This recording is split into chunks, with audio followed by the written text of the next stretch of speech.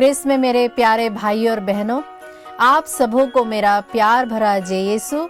Wish you a very happy Christmas. Yeshu Masih के जन्म की आपको ढेर सारी शुभकामनाएं। प्यारे मित्रों, आज का जो वचन है वह मैं शुरुआत करना चाहूंगी संत लूकस के सुसमाचार से, उसके अध्याय 1 पद संख्या 35 से, जो कि इस प्रकार कहता है। स्वर्गदूत ने उत्तर दिया, पवित्र आत्मा आप पर उतरेगी और सर्वोच्च प्रभु की शक्ति की छाया आप पर पड़ेगी। इसलिए जो आपसे उत्पन्न होगा वह पवित्र होगा और ईश्वर का पुत्र कहलाएगा। प्यारे मित्रों, सबसे पहले मैं ये कहना चाहूंगी कि jingle bell jingle bell jingle bell जो हम सुनते हैं और या फिर हम गाते हैं, सही मायने में क्रिसमस नहीं है, परंतु जो इसका मुख्य नायक है वह है यीशु मसीह। आप क्रिसमस शब्द पर ध्यान दीजिए, वहाँ पहला शब्द ही क्राइस्ट है, और यदि हम उसी को हटा देते हैं तो क्रिसमस का कोई अर्थ नहीं रह जाएगा। मैं कुछ बात करना चाहूंगी। जब हम क्रिसमस के दृश्य या यीशु के जन्म स्थान की कल्पना करते हैं तो सोचिए, यदि यीशु आज हमारे बीच होते और हमसे अगर वो पूछते कि क्रिसमस कैसे मनानी चाहिए, तो वो क्या कहते? मेरे विचार में वो ये कहते कि जब मैं खुद पैदा हुआ था तब क्रिसमस वास्तव में बहुत ही सरल था। जब मैं चरनी में पैदा हुआ था वहाँ कुछ भी भव्य नहीं था, ना ढोल नगाड़े, ना संगीत, ना केक, ना सजावट। हाँ, वहाँ बहुत अधिक गंध थी जहाँ पर मैं पैदा हुआ था, और संभव है कि यदि हम उस स्थान पर होते तो शायद नाक बंद करके अभी बैठे होते।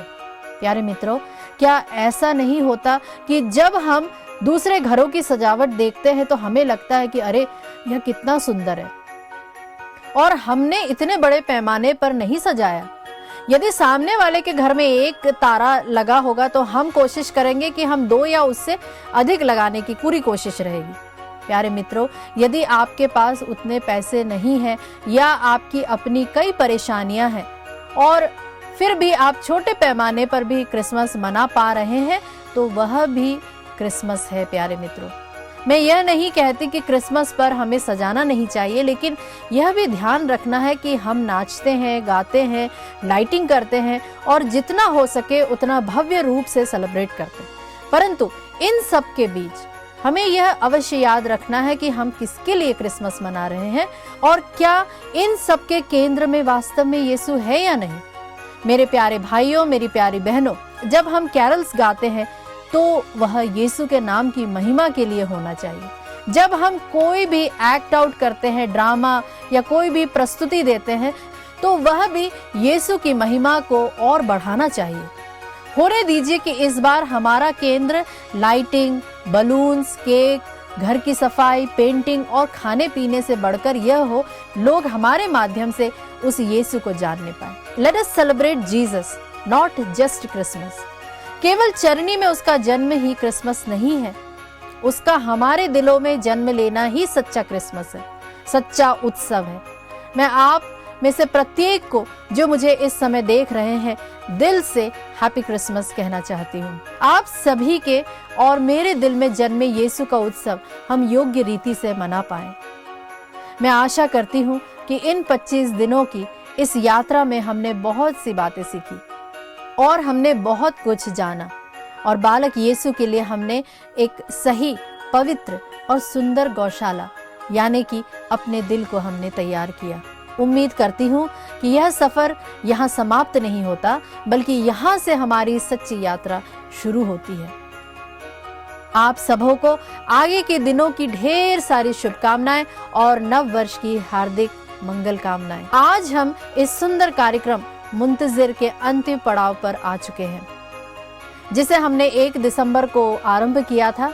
इस 25 दिवसीय आध्यात्मिक यात्रा ने हमें प्रतीक्षा, तैयारी और प्रभु यीशु के आगमन की आशा में गहराई से हमें जोड़े रखा।